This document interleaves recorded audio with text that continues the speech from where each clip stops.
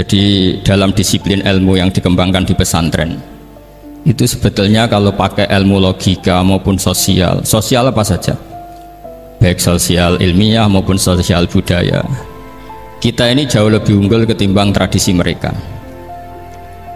Misalnya begini, dulu di era Umar bin Abdul Aziz ada yang memberi gelar Khamisul Khulafa. Ini yang dikutip Mizan Kubro Imam Sa'roni. Beliau ngendikan begini, idza ra'aitum jama'atan yatanajawna sirran fima bainahum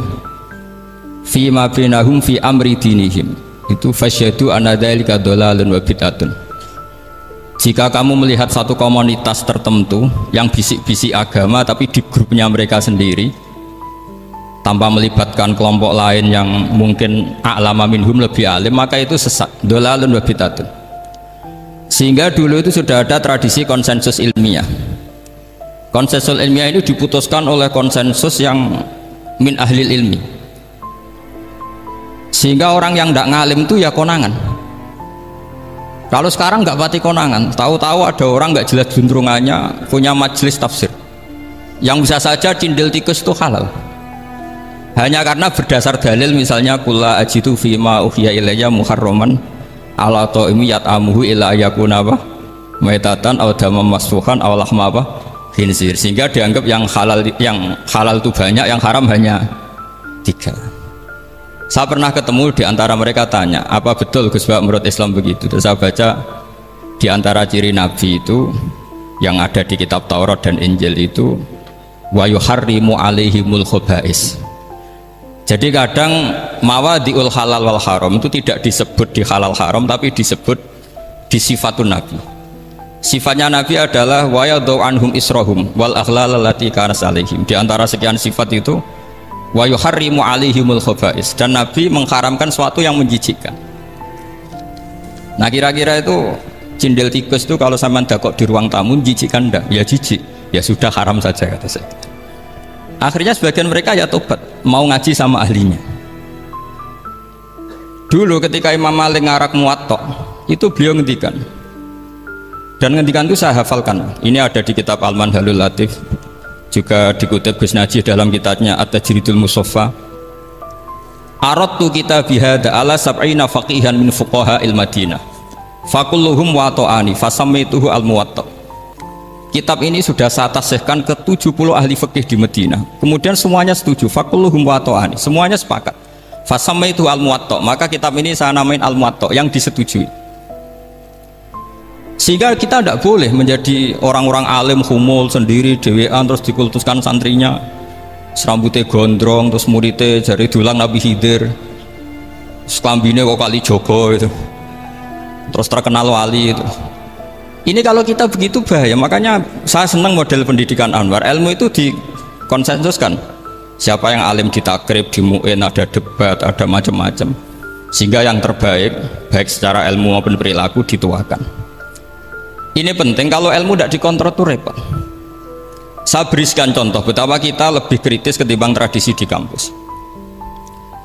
Saya pernah didebat sama salah satu kelompok ormas tertentu. Bapak, apa alasannya orang NU kalau megang istrinya itu kok batal gitu? Wong istrinya digauli saja boleh, masa megang itu batal kata. Terus saya jawab, kamu tahu definisi mahram? Nggak tahu. Mahram itu orang yang haram dinikah. Yang haram dinikah itu ya ibu, anak, bule, ponaan. Yang haram dinikah itu namanya mahram. Justru istri itu namanya ajnabiyah, orang lain, makanya boleh dinikah. Jadi statusnya istri itu orang lain, ajnabiyah, sehingga boleh dinikahi. Kalau mahram malah nggak boleh dinikah. Mereka akhirnya sadar, oh ternyata selama ini keliru, membahasakan istri mahram itu keliru. Ya terus akhirnya dia jadi Syafi'i dadaan tadi.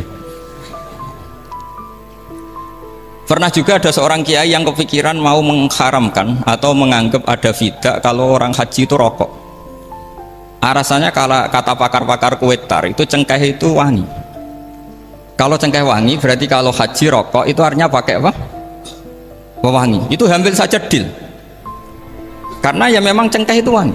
Kemudian diingatkan sama kiai yang lain, Anda berani fatwa kalau orang Jumatan sunat ngerokok karena pakai pewangi? Terus wah iya ya, tidak jadi. Jadi ini pentingnya ilmu itu konsensus.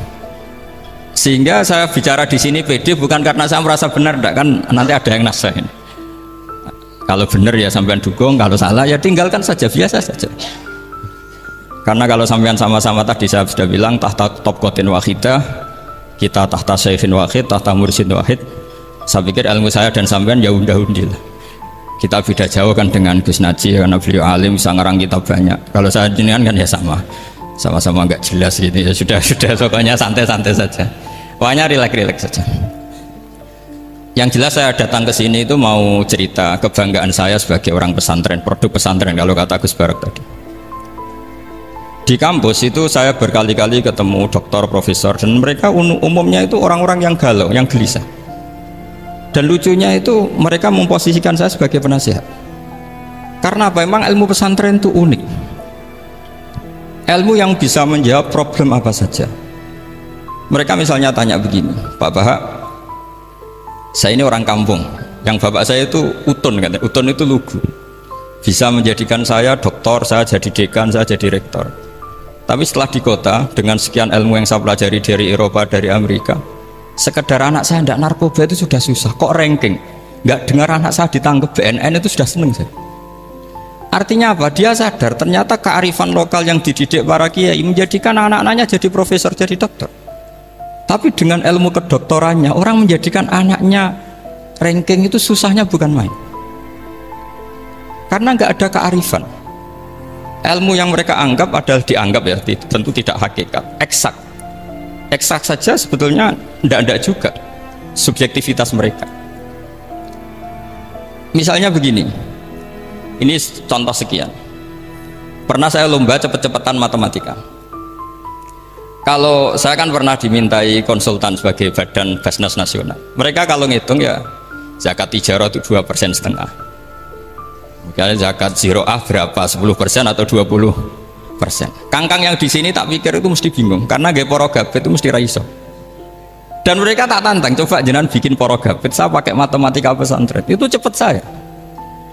Karena matematika kita adalah matematika ummi. Ummi itu orang Arab, ummiin. Gak usah diterjemah apa, sudah ummiin saja. Ummiin itu keibu-ibuan lugu. Jadi kalau nggak bisa itu ya terlalu. Misalnya 2,5%, kalau kita bilang kan rubul usur. Ya sudah 1.000 itu diusurkan dulu menjadi 10. Setelah 10 itu kan misalnya ya 1.000 berarti usurnya 100, ya kan? Setelah 100 cari rubuknya berapa? 25. Berarti setiap 1 juta 2,5% adalah 25. Mereka masih garap porogabit, saya sudah cepat 1.000 usurnya 100, rubuknya 25. Namanya rubul usur. Begitu juga misalnya kita punya aset 100, nisful usur, usurnya 10, nisfunya berarti 5. Itu rasa porogabit cepat ketimbang sampean porogabit 2,5% kan suwi. Terus dia tanya, Pak matematikanya kok cepat? Dapat ilmu dari mana? Pernah kuliah di mana? Ya saya ngaji di Sarang sama Mbah Mun, terus saya ngaji beberapa ilmu. Nah, kelirunya rata-rata santri itu faro itu ya ora seneng. Nah, bulat. Nah ini cerita saja. Jadi kita bisa membuktikan ke khalayak ramai kalau kita tidak kalah. Khawarizm Al-Jabar terkenal di barat, Avicenna atau Ibnu Sina itu ya dengan ilmu-ilmu umum. Dan mereka fasih sekali menerangkan ilmu medis, ilmu apa. Fasih sekali. Sehingga ketika sekarang teknologi katanya adanya di barat, di Eropa.